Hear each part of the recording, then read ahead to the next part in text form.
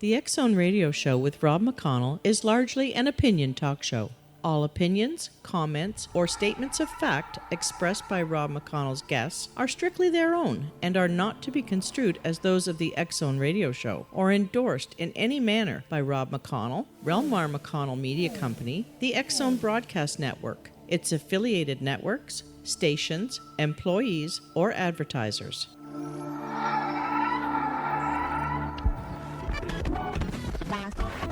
All Hit Radio.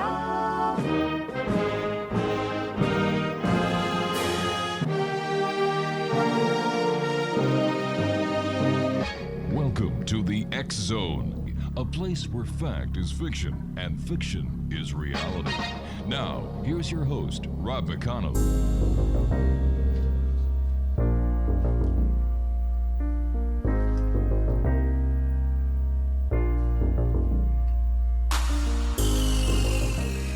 And welcome back to the X Zone, everyone. I am Rob McConnell. We're coming to you from our broadcast center and studios in Niagara, Ontario, Canada. If you would like to send me an email, xzone at xzoneradiotv.com, on all social media sites, X Zone Radio TV. And to find out about the broadcast schedule of the X Zone Radio Show on the X Zone Broadcast Network and the other great programming that we have available for you, 7/24/365, visit www.xzbn.net. My guest this hour, X Zone Nation, is Carl David. He is the author of Baderfield. It's an autobiography of Carl David's struggle with his father's death that allowed him to run the David Gallery, his struggle with the suicide of his dear brother, and his path to success. Joining me now is Carl David. And Carl, welcome to the X Zone. Thank you, Rob. It's an honor and a pleasure to be with you today. Tell us a little bit about yourself and how you got to be the author of Waking Dreams, The Subtle Reality. I am a third-generation art dealer in our business in Philadelphia, which is now in its fourth generation, and my first foray into writing outside of college, where I wrote a scathing letter about the food in the cafeteria, but couldn't sign it. I wrote the book Collecting Care of Fine Art, which Crown published for me in 1981. We had given all these lectures to collectors and seminars and things like that, and said to my brother one day, I'm going to put this into a book form and help people. And I did that. And then I wrote my next book, which was called Baderfield, How My Family Survived Suicide, which is a non-fiction family saga that reads like fiction, but it's not. A very powerful, inspirational book. And I had to let that run for years before I could write Waking Dreams, The Subtle Reality, which is an anthology of episodes of synchronicity and signs that I've gotten from the universe and from those who've passed before. And I just knew I had this in me, and it was something I wanted to share with the world to let them know that life doesn't end here, that there are more dimensions than are visible to the naked eye. So I wrote this book, and I had to wait because I wanted to make sure people didn't think I had three heads before I wrote this, after coming out of two other more academic books, if you will. And that's how I got started writing this book. It took me a while, and I used some of the chapters from Baderfield, which were literally episodes of synchronicity that fit very well in this new work. How would you describe synchronicity? Synchronicity is a confluence or a meeting of events, like a coexistence, a coincidence where two incidents cross paths by design of the universe. It's not an accident where you have a deja vu, or you have a situation where there are overlapping events that don't make sense. They don't seem like they're partnered correctly, but they actually are, and it's by design. So synchronicity is really synchronous episodes, that just they coexist and they work together. Could you share with us a couple of synchronicities that you yourself have had in your life? Sure. I don't know how many days we have, but I'll try and get this into a couple of minutes. All right. One of the most powerful episodes of synchronicity that I experienced, and these things come in different forms and different ways. But when my dad passed away and we were at the funeral at the cemetery, and it was a hot August day, the rabbi was giving his eulogy, and out of nowhere, we hear the tune of a Piper Aztec flying above us. And my father was a pilot, and the last plane he owned was a Piper Aztec. It's a twin-engine aircraft that I had flown with him many, many times. And I look up, and I see this thing circling above us, and it was red and white, same color as my dad's plane. My mother looked up, my wife looked up, my brother looked up. We all looked at each other, and we all knew that this was my father's way of letting us know he was free. He was okay, not to worry. But it sent a chill through all of us, and I still get choked up when I think about it because it was so powerful. And it was a sign from him, even though he was gone, that he was okay. Can you give our listeners an idea as to what waking dreams are? Waking dreams are episodes of synchronicity. They're signs of guidance, warning, acknowledgement, affirmation that you get if you're aware of them, if you allow them, they allow the existence of these things. They come to you as different, they could be electrical impulses. They could be a note on a paper somewhere that you see that it's actually a designed message to guide you and to let you know, don't do this, or this is the way you should go. Or it can be a waft of cigarette smoke that reminds you that spirit is there with you from someone who had been a smoker, like my dad. There are times that I would get a waft of cigarette smoke, and there was nobody there, and I was alone, and there was no way that anybody could have lighted a cigarette. So these things come in different forms. It can be a song on the radio that you're thinking about something, and all of a sudden the song plays that reminds you that that person's still with you in spirit. What's the difference of between a person being with you in spirit and being part of your memory? I don't know that you can really separate them, but a memory is a vivid remembrance, good, bad, or indifferent of an event. But when someone's with you in spirit, they're still with you.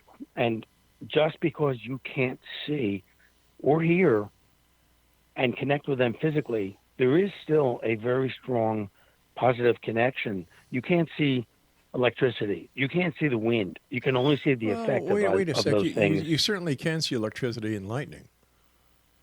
Well, you can. That's true. I mean, but you can't see the household current that runs through. You can see the lights that they turn on and know the refrigerator is working, but you can't actually physically see that current unless you're using some kind of spectrometer or some kind of, instruments that can pick that up. But I just meant in general. But you can see electricity through lightning. That is correct. Okay. So, what are some of the signs that the universe gives us to validate synchronicities or coincidences, or even the fact that someone is there in spirit and not in memory? Well, I think it's different for everyone. I know from my own experiences that I had a dream once where my father came to me and he was upside down and he was wearing a pink sport jacket. And this was just made no sense to me at all. And he came nose to nose with me in my dream. But the nonverbal communication that he gave me that I sensed very strongly was a warning to get legal representation. There was going to be a legal issue coming up and I needed to be prepared. And I had really no vision of this before that and no sense of what it might have been. But I called my attorneys and said, first I called my mother the next day and I said, "Hey, Mom, did Pop have a pink sport jacket?" She said, "Why?" And I said, "Well, I just had this really powerful dream." And I told her about the dream, and she stopped for a second. There was silence on the phone, and she said, "Your father had a pink sport jacket. That's the jacket we buried him in because it was his favorite." Now, I never wanted to see my dad except in life, so I did not partake in the viewing of his body before the funeral. So I had no idea that he had a pink sport jacket. That was news to me. So all of a sudden, I go, this is real. I called my attorneys and I said, "Something's coming. I'm not sure what it is, but I need you guys to be ready." So they said, "No worries. We'll be here for you." And I had been in a business relationship with an investor for whom I'd made millions of dollars over a decade. And one day I got a letter saying cease and desist, and he was suing me for Oh God, all kinds of unfounded things and I now knew what was going on, Unreal. and how the dream had validity. So I lawyered up, and we fought this thing, because whether it's real or it's not, you still have to defend against it. Sure. Obviously, it wasn't real, but we had to make it go away. Could this have just simply been a coincidence? I don't really believe in coincidence. I think that these things happen for a reason. And as I mentioned, coincidences are two things that cross paths as an event that meets another event and gives you a sign like, hey, pal, wake up. This is coming at you. So, no, this was so real. There's no way it could have been anything but a waking dream. All right, stand by. We've got to take our first break. Exonation, our guest this hour is Carl David. And if you'd like to find out more about Carl, visit his website at www.carledavid.com, CarleDavid.com. This is the X Zone, a place where people dare to believe and dare to be heard. It's a place where fact is fiction and fiction is reality. And Carl and I will be back on the other side of this break as we continue our quest to find out the truth, to find out what is real, and to expose that which is not. We'll be back on the other side of this break. Don't go away.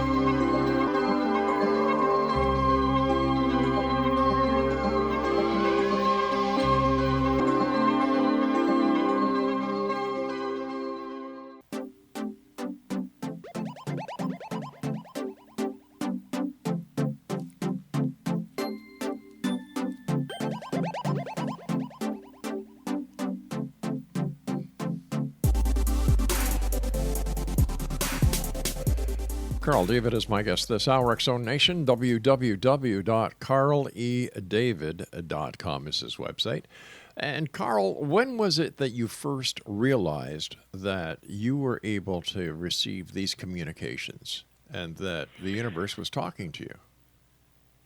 I probably had these signs long before I realized what they were. Mm-hmm. But I think when my dad passed away and at the funeral, that was probably the most poignant and the most evident that something else was going on here. That when we saw the airplane circling above the cemetery, and I knew at that point that, hey, these are real, and you got to pay attention to them.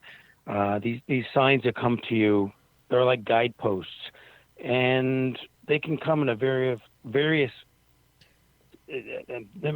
forms. And sometimes they'll keep coming at you until you realize that you're being guided and the universe is trying to tell you something. If you don't pay attention to it, you make mistakes. Mm-hmm. You get another sign. Sometimes, and there are some people who don't believe in them at all, and that's fine. You have to be open to them and understand that this is just another level of reality. So I think that was probably the first time. I may have had these when I was a kid. I just don't remember. Who knows? I do know that the night my brother took his life, the house, we didn't know what was going on. There was a terrible feeling of malaise in the house. I didn't want to go to school the next morning. My parents said, no, you go to school. And when I got to school, I had driven that day. I was a senior in high school, and the assembly was loud, and all of a sudden I heard my name being called to come up to the podium. The principal said, there's been an emergency. You need to go home. Well, thank God he didn't tell me what it was. And I just, this air of malaise that something was really wrong, not knowing what it was, came true. I mean, when I got home, my eldest brother greeted me at the door and told me that Bruce was dead. And my world went black. And so, I think things like that really wake you up. I didn't have a sign, but I had a really bad intuitive sense that something was wrong the night before.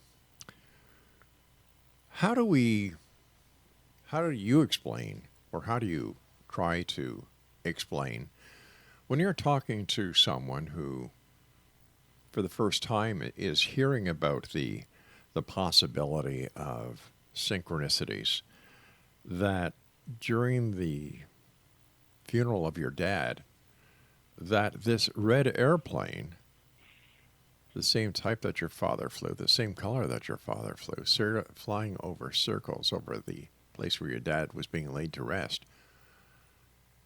How do you explain that? This was a sign that it was nothing else but a sign that your dad was finally free.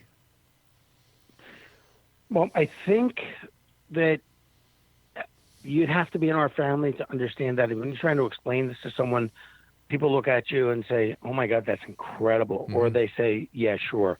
But having lived it, we are all well aware that this was very real. And it happened a second time when my wife and I bought our first boat and we were piloting down the Delaware River.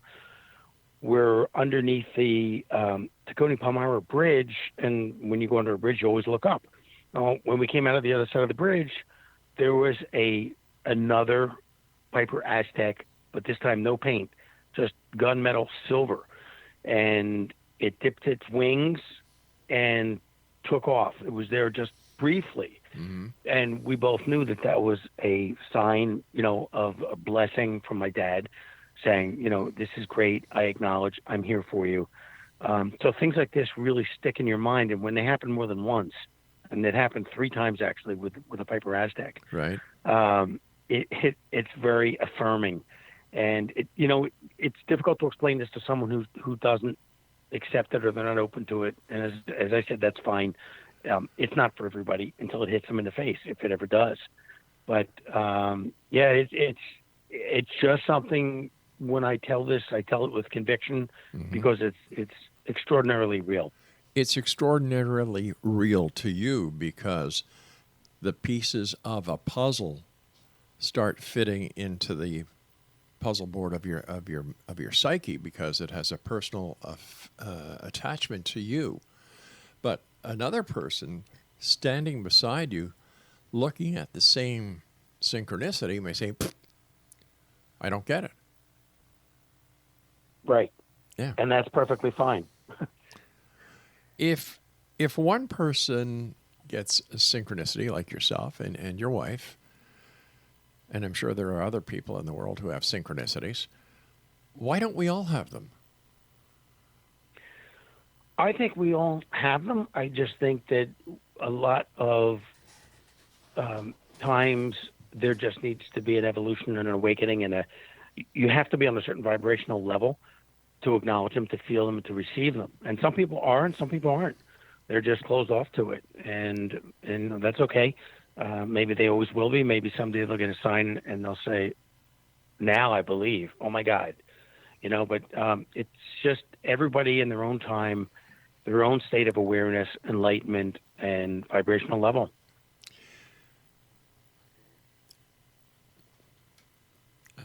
I'm having a bit of a problem trying to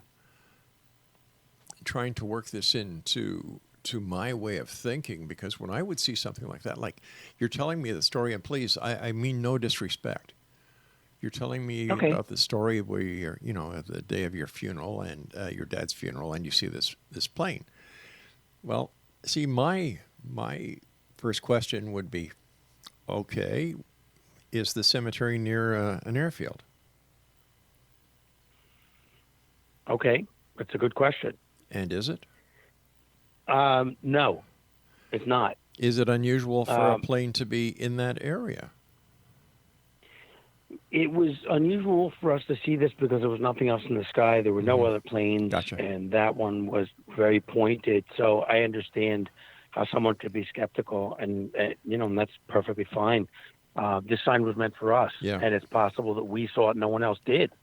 But how do we explain, or how do we factor in the chain of events that would have to fall into place just for you and your family to have this sighting or this synchronicity or this message? You would have to have somebody who, for one reason or another, was flying in that airspace in the same type of aircraft, in the same color pattern as your dad's aircraft? Or do you think that only you and your immediate family were able to see this aircraft and that it was in fact a vision?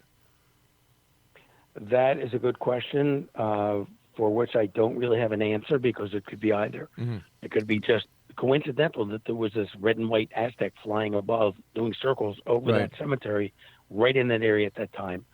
Or it could have been something that was meant just for us to see and that no one else saw it. It is very plausible. Is the Aztec a very popular aircraft? In its day, there were a number of them. I mean, it was a great workhorse. Yeah. I don't know that it's not like a Ford Mustang where you see them all over the place. Mm-hmm. But it was a popular airplane. Okay. Do you know many other people who have had the same type of experiences that you have experienced? I do. I know a number of people, not necessarily with the airplane, but I know a number of people who have had these experiences that just seem out there. They seem bizarre. They don't seem real, and it makes them question their own sanity sometimes when you get one of these signs. And is it real? Was that real? Did this just happen?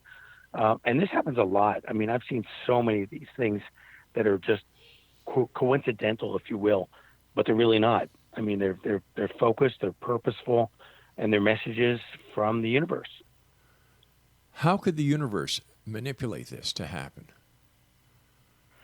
That's a good question. I think the universe is all-knowing and has powers that we have no clue about.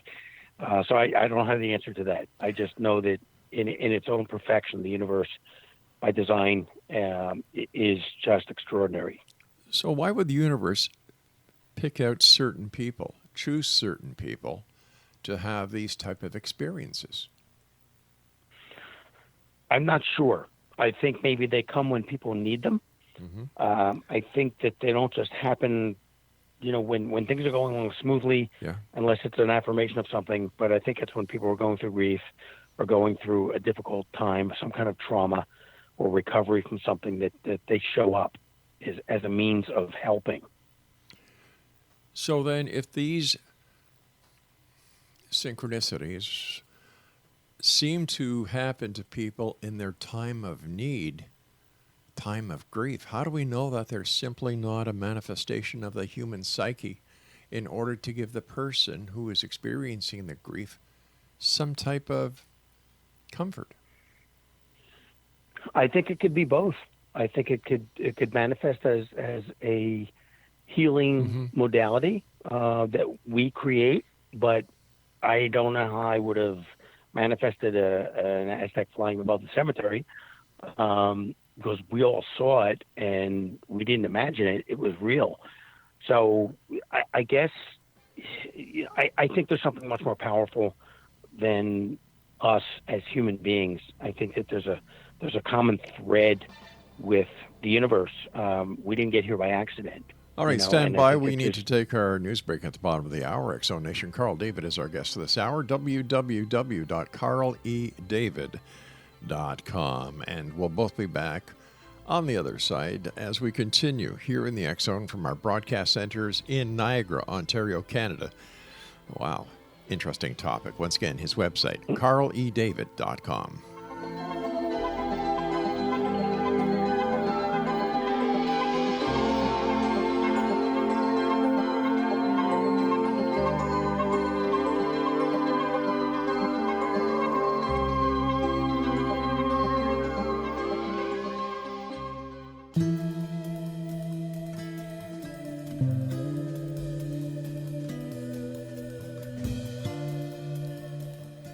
Welcome back, everyone. Carl E. David is our special guest of this hour. His website is www.carledavid.com.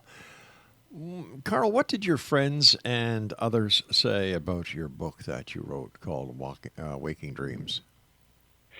They actually thought it was fabulous. I wrote this, and I wasn't sure how it was going to be received, but everybody who read it thought it was really very enlightening. It was inspirational.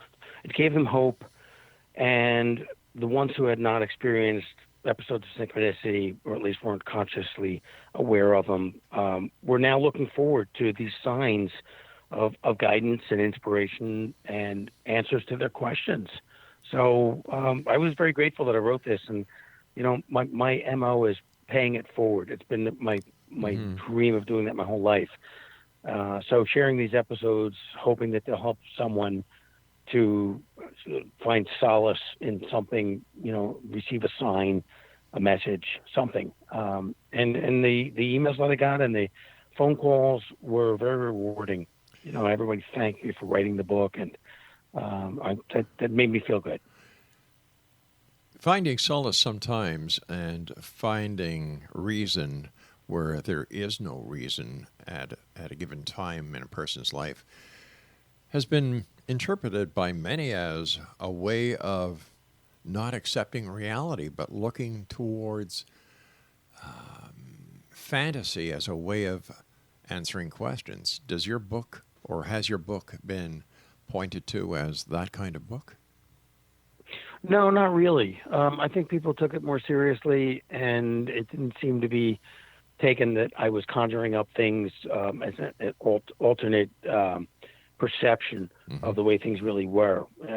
So no, I think that it didn't have that negative connotation, as people read it. And I reread it actually tonight in an hour. I hadn't read it in a while, and I had one copy here. And I have to tell you, I was really impressed. I mean, if I were reading this as I did as an outsider, it would give me pause for thought and clarity and hope that, I would get some signs and some communication. But once again, you are a believer.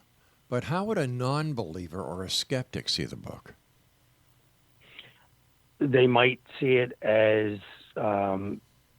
some kind of fantasy, that this is just a conjured up way to deal with something that's too painful to deal with otherwise. When you go out to do book signings, like I'm sure you do as an author, in order to promote your book, what kind of questions do you get from those in attendance? People normally will ask if I still get the signs. Are there any others that I didn't put in the book that, I can share the experience with? And what should they look for? And how do these things manifest? And are they real? So those are the questions I get.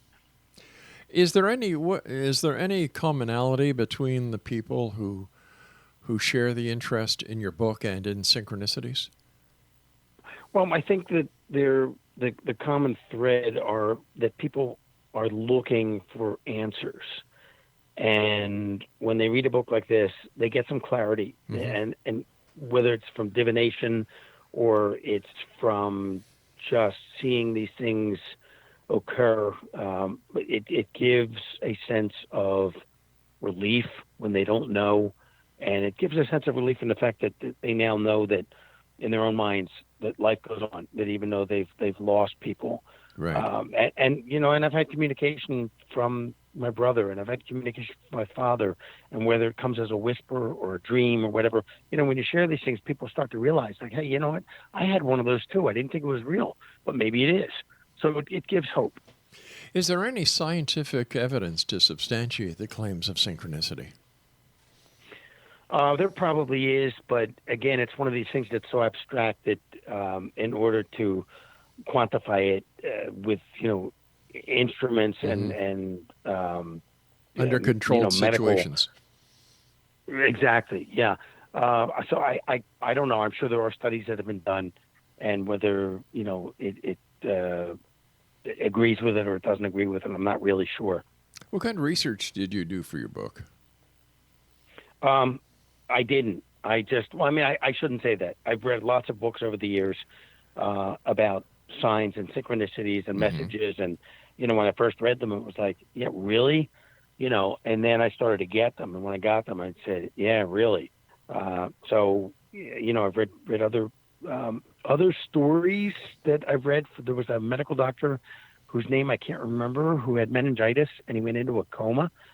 And he saw all these things that he could not have known about. And when he came back, he actually lived. He was in a coma for weeks.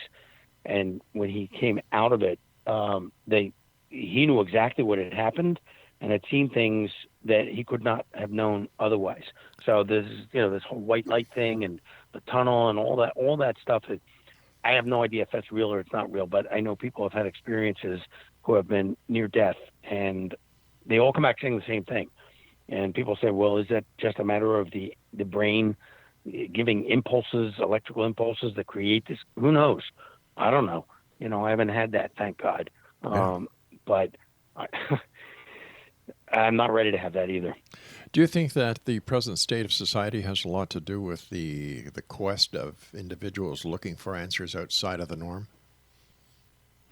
I think that, in a way, yes. I think that the world's gone nuts. Mm-hmm. With all the violence and anti-law enforcement horrors.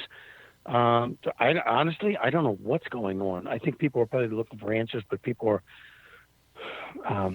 just in a different state of mind. It's terrible. What is the most common synchronicity that you've heard of? I'm talking to the people that you've talked about, the emails that you receive. What's the most frequent one that people report to you? More likely than not, it is a communication from a loved one who's passed on. Whether it's in a dream form where they see them and they get a message, mm-hmm. as I did. I've had several. That's probably the most common. So communication with the dead, communication with the other yes. side. So are we tying synchronicities to mediumship? I don't know. I'm not sure. I don't know. Well, mediums I know communicate with the dead, yeah. My wife is extremely psychic and intuitive, and I've gone against it any number of times because I'm a guy, and that's sometimes what we do. But I don't do that anymore because she's been right 100% of the time, and she sees things, and she's sometimes clairvoyant, and it's just like, this is very real. So I don't know what it's got to do with medium aspect of this and how many of those are real and not real. Not sure. So from what I'm hearing now, the paranormal or psychic abilities, communication with the other side, has been rather prevalent in your life. It has. I've gotten messages from my dad. I've gotten a message from my mom. My mom was 94 when she passed away. She had all kinds of health issues in the last year, and at one point in the hospital, she just, please, just let me go, let me die. And that was the hardest words I ever had to hear. And I said, okay, Mom, we'll let you go. And the next morning, I didn't know if she was going to be alive or not, but I called the hospital and said, they told me she wants to go to hospice. I said, great, she's still got the will to live. My brother and I arranged for hospice in a really nice facility. And she was there for a couple of weeks, and then she stopped eating and just really shut down. So the night before she passed, Arlen and I, my wife and I, saw her, and she had that death mask on her face, but she was still alive. And we both told her how much we loved her, and if she needs to go, it's okay. You'll be there with Pop and Bruce and all your brothers and sisters and your parents. And we left in a state of twilight. It was just really bizarre. It was just totally uncomfortable, and these were uncharted waters. And I had called the facility and said, listen, if for some reason she passes in the middle of the night, don't call me. I will check in with you in the morning. I said, this happened with my dad where I got a call at 10 or 4 in the morning, and it rocked my world. And I just don't want to have to do that. I know this is imminent. And I got in the shower at 6 o'clock in the morning, the next morning, and I said, Arlen, I got out of the shower, so I got this very strange sense of calm. It was 6:30 in the morning. I said, I think she's gone. And she said, no, I think you're wrong. I'm not feeling that. Well, I called the facility at 7 o'clock, and they said, I'm sorry, Mr. David, your mom passed at 6:30. And that was exactly when I got that feeling of calmness, that I knew she was okay, but she was gone. Yeah, it's funny. We got to get ready for a break here, but it's funny because you said before your wife was 100% right. Except for this time. So she wasn't 100%. All right, we've got to take our final break for this hour. Exo Nation, Carl David is our guest. His website is carledavid.com. That's www.carledavid.com. And for all of you who have been asking, yes, we are going to be doing a replay of the interviews we have done with different people on my show, The X Zone, as well as with Kevin Randall, who is the host of A Different Perspective here on the X Zone Broadcast Network, with people concerning the arrest of the executive director of MUFON, Jan Harzan, and we're also going to be playing some past interviews with Jan Harzan and other high-ranking officials of MUFON. I'll be back on the other side of this break as we wrap up this hour here in the X Zone with our guest this hour, Carl David, on the other side of this break. I'm Rob McConnell. Don't go away.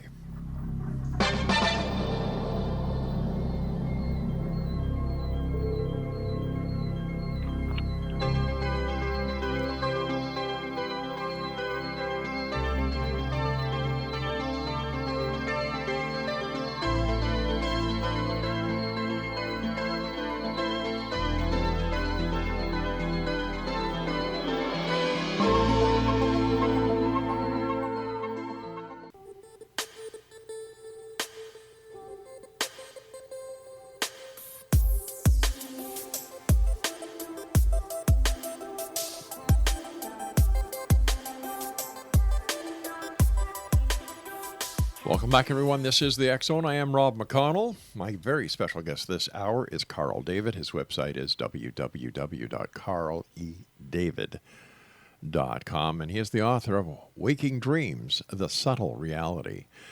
Carl, there have been other books in the works on bookshelves everywhere, as well as the internet, on the metaphysical subjects like yours.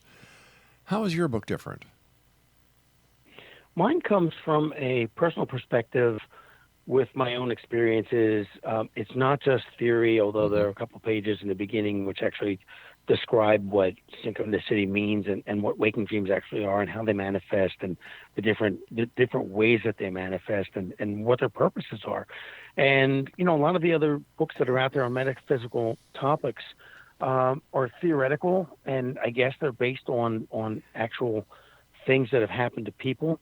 But I needed to explain from my own personal experience, which to me is a little more heartwarming than just reading textbooks about, other people's experiences or in theory as to why something may have happened, and trying to explain it. The fact that we really do not know if synchronicities are real or how they are manifested, would that not tend to prove that your book is theoretical as well?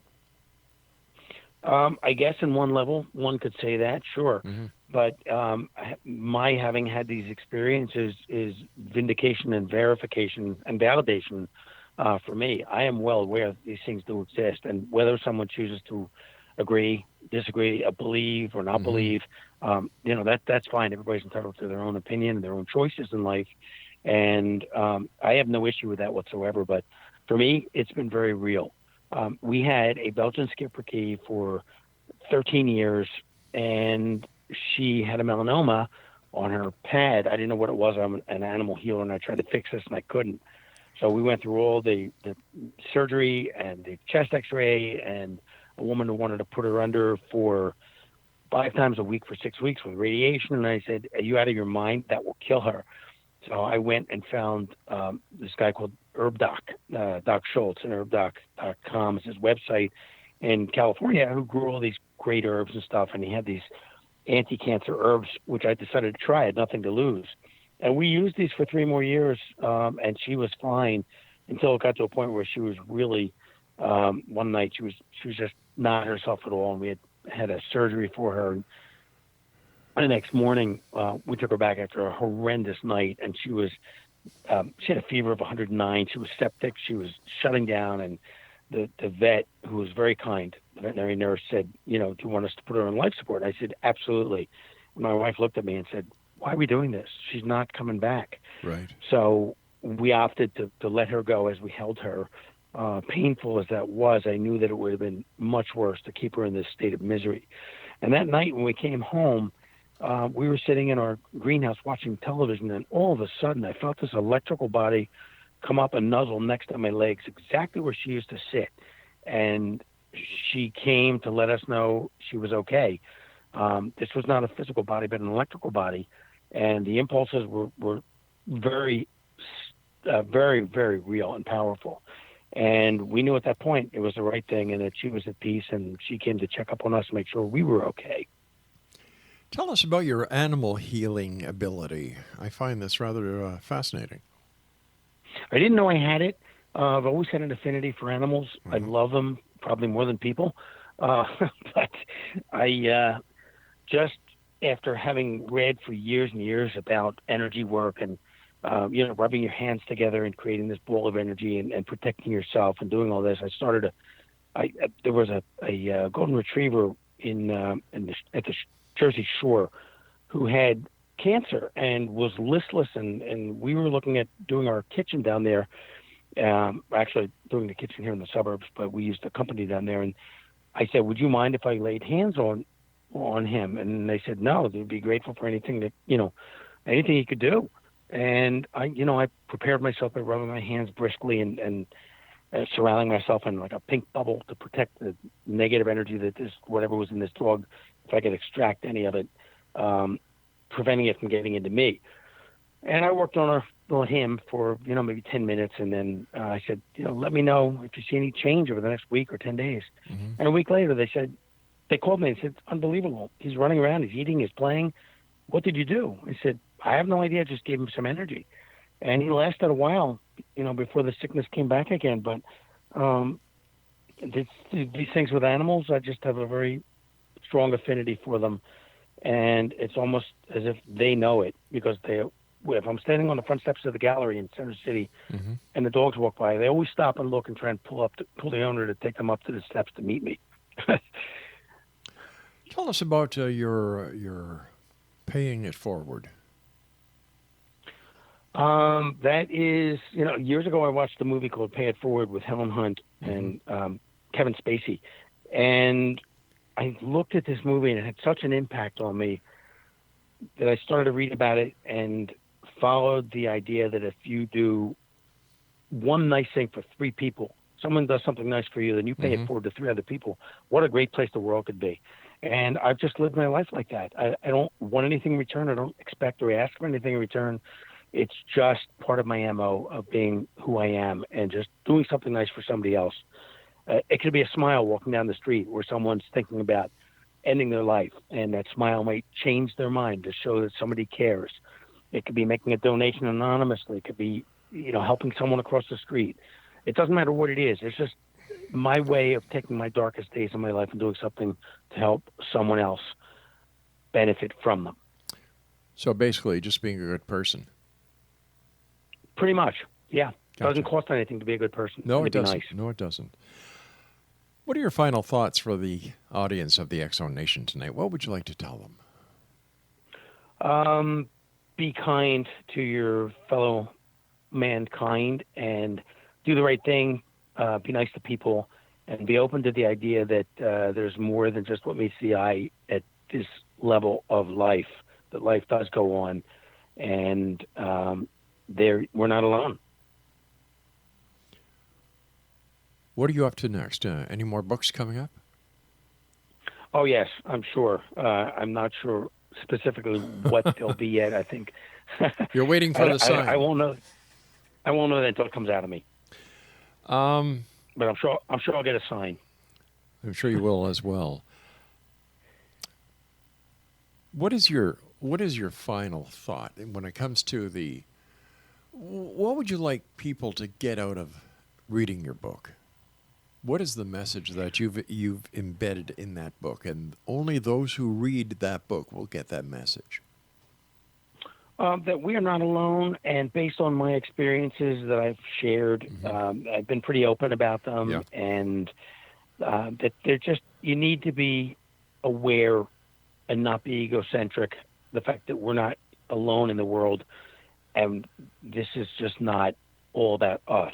I mean, there's a much bigger picture that the universe has a phenomenal design with good, bad, and different free will and everything else, and just go about your life and enjoy it. And, life is short. Some people don't get the gift of waking up every morning.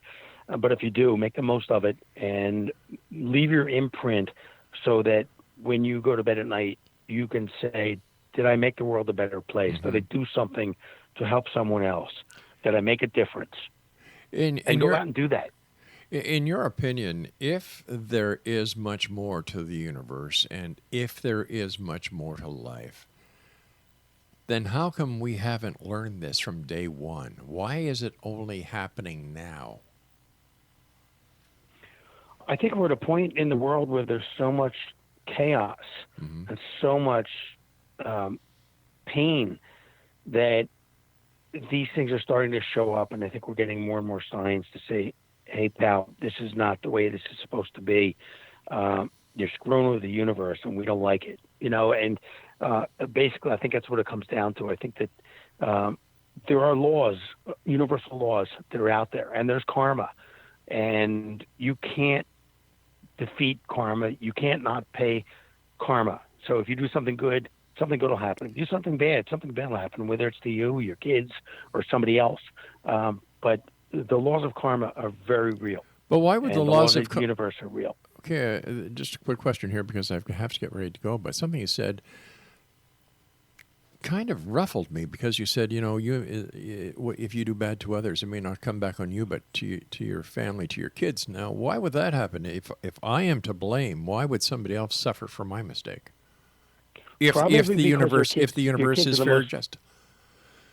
Well, yeah, that makes no sense. How much more painful can it be if you do something and somebody does something back to you? That's fine, but if you do something really horrific, then the universe might make your kids pay, which is going to cause you a whole lot more pain. Well, I'll tell you something. That's not the universe I want to be part of. So thanks very much for joining us tonight. That is all wrong. That is all wrong, and yes, we dropped the line. I can't buy that for one moment, that if I do something wrong, and if the universe is as great as so many people in the woo-woo factor of this world of ours would like to think it is, that the universe would take its revenge out on my children? No way. I don't believe that at all. It wasn't Jesus who said, suffer little children to come unto me, and I've never heard of Jesus or anybody else saying, hey, you screwed up, I'm going to take it out on your kids. I don't agree with that one bit. I think it's a bunch of bullshit. We'll be back on the other side of this commercial break with the news as we continue here in the X Zone with yours truly, Rob McConnell, from our broadcast center and studios in beautiful Crystal Beach, Niagara, Ontario. Listen, on a scale of 1 to 10, I give this past hour a 3. We'll be back. Don't go away.